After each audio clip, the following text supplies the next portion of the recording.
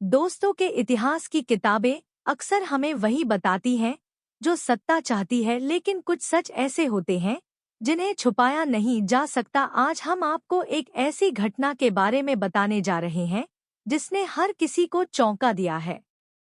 जी हाँ, बॉलीवुड की महान अभिनेत्री सुपरस्टार रेखा ने बाबा साहेब डॉ भीमराव अंबेडकर जी पर ऐसा बयान दिया है जिसे सुनकर न सिर्फ उनके चाहने वाले बल्कि पूरे देश के लोग हैरान रह गए। रेखा ने जो शब्द कहे वो सिर्फ प्रशंसा नहीं थे बल्कि एक सच्चाई की गूंज उठे और आम्बेडकर वादियों के तो मानो होश ही उड़ गए।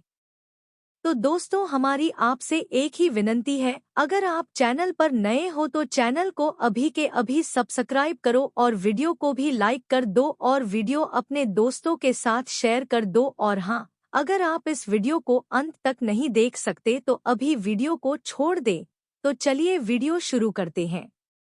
आप सोच रहे होंगे आखिर रेखा ने ऐसा क्या कह दिया, तो चलिए धीरे धीरे इस पूरी कहानी को समझते हैं। दोस्तों, एक बड़े सांस्कृतिक कार्यक्रम में जहां देश की जानी मानी हस्तियां मौजूद थी, मंच पर जब रेखा ने माइक संभाला तो वहां सन्नाटा छा गया। सभी इंतजार कर रहे थे कि रेखा बॉलीवुड या अपने करियर से जुड़ी कोई बात करेंगे, लेकिन उनकी जुबान से निकले शब्द किसी को उम्मीद भी नहीं थी। रेखा ने कहा, बाबा साहेब आम्बेडकर सिर्फ भारत के संविधान निर्माता ही नहीं बल्कि एक ऐसे महान नेता हैं जिन्होंने हर उस इंसान के लिए रास्ता बनाया जिसे समाज ने कभी दबाया, कुचला और अंधेरे में धकेलने की कोशिश की। अगर आज हम औरतें, दलित, पिछड़े और हर वर्ग बराबरी की ले पा रहे हैं तो उसका श्रेय सबसे पहले डॉक्टर भीमराव आम्बेडकर को जाता है। इन शब्दों ने कार्यक्रम की फिजा ही बदल दी। दर्शक तालियों से गूंज उठे और सोशल मीडिया पर यह बयान आग की तरह फैल गया। आम्बेडकरवादी संगठनों ने इसे ऐतिहासिक करार दिया। रेखा ने आगे कहा, बाबा साहेब ने हमें सिर्फ संविधान नहीं दिया, उन्होंने हमें जीने का असली दिया। एक ऐसी सोच दी जो कहती है कि इंसान की कीमत उसकी जाति, धर्म या लिंग से नहीं बल्कि उसकी मेहनत और इंसानियत से तय होती है।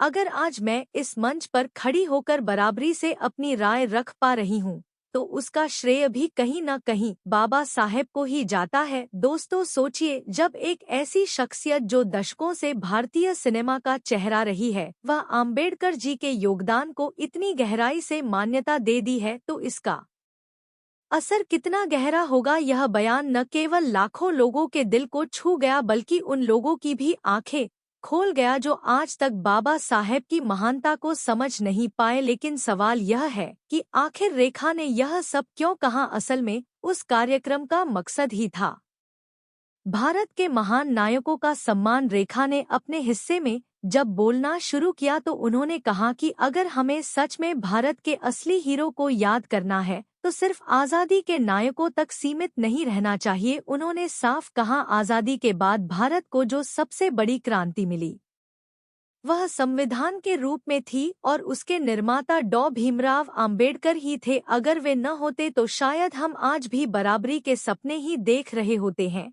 दोस्तों, मैं आपको बता दें, बाबा साहेब आम्बेडकर का जन्म एक ऐसे समाज में हुआ जहां उन्हें अछूत समझा गया, पानी तक छूने की इजाजत नहीं, मंदिरों में प्रवेश वर्जित, स्कूलों में अलग बैठाना। सोचिए ऐसा समाज कैसा रहा होगा। लेकिन उन्होंने कभी हार नहीं मानी। उन्होंने पढ़ाई को अपना हथियार बनाया, विदेशों में जाकर ऊंची शिक्षा हासिल की। बाबा साहेब ने उस दौर में स्त्रियों को संपत्ति का अधिकार, समान अवसर और शिक्षा का अधिकार दिलाने की लड़ाई लड़ी थी। जब समाज औरतों को सिर्फ घर की चारदीवारी तक सीमित देखना चाहता था। यह वही दृष्टि है जो भारत को एक आधुनिक राष्ट्र बनाने की बुनियाद है। अब सवाल यह उठता है कि जब रेखा जैसी सुपरस्टार यह बातें कहती हैं तो इसका असर कहां तक पहुंचता है। जाहिर है आम्बेडकर ऐसे बयान लाखों दिलों को छूते हैं और आने वाली पीढ़ियों को प्रेरणा देते हैं।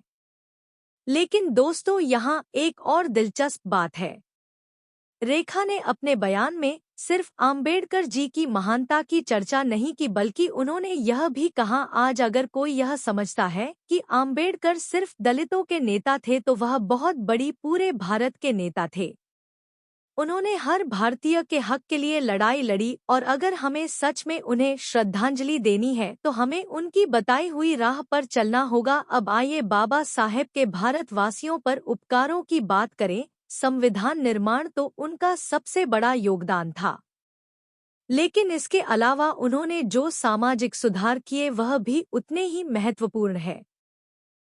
उन्होंने छुआछूत को खत्म करने के लिए आंदोलन चलाए। उन्होंने मंदिर प्रवेश आंदोलन से लेकर शिक्षण संस्थानों में समानता के लिए संघर्ष किया। उन्होंने यह साबित कर दिया कि जाति व्यवस्था इंसान को बांटती है और जब तक इसे दौड़ा नहीं जाएगा तब तक भारत प्रगति नहीं कर सकता। उनका नारा शिक्षित बनो, संगठित रहो और संघर्ष करो आज भी हर युवा के लिए मार्गदर्शक है। दोस्तों, यह बयान सिर्फ एक अभिनेत्री का सम्मान नहीं था, यह उन लाखों करोड़ों भारतीयों की आवाज थी जो मानते हैं कि बाबा साहेब आम्बेडकर जी सिर्फ एक व्यक्ति नहीं बल्कि एक विचारधारा है और यह विचारधारा आज भी उतनी ही प्रासंगिक है जितनी उनके समय में थी।